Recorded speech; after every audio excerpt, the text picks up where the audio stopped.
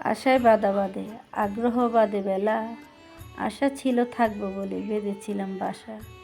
বিদায়ের শেষ প্রান্তে মনে পড়ে অজান্তে, ব্যথা দিয়েছি অন্তরে, ক্ষমা করো চিরতরে। বিদায়ের শেষ প্রান্তে মানুষ মাত্রায় চলে যেতে হয়, যতই থাকুক বন্ধন 2 দিনের খেলা গড়।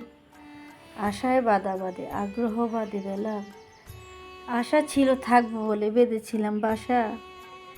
বিদায়ের শেষ প্রান্তে মনে পড়ে অজান্তে, ব্যথা দিয়েছি অন্তরে, ক্ষমা করো চিরতরে। বিদায়ের শেষ প্রান্তে মানুষ মাত্রায় চলে যেতে হয়, মরণের পর যতই থাকুক বন্ধন 2 দিনে খেলাবালি কর।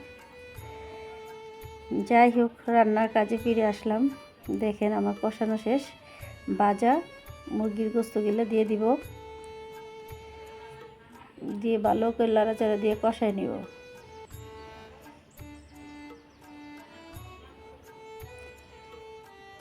দেখেন কষানো হয়ে গেছে।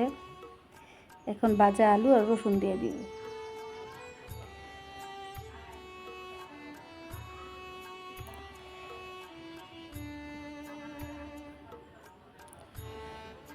গরম মশলার গুঁড়োগুলো দিয়ে দিব।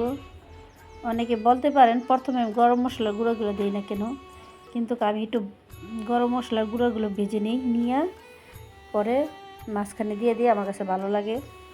আপনারা ট্রাই করে দেখেন, এভাবে অনেক ভালো লাগবে। আমার রান্না শেষ পর্যায়ে এখন ভাজা জিরার গুঁড়া দিয়ে পরিবেশন। আল্লাহ হাফেজ।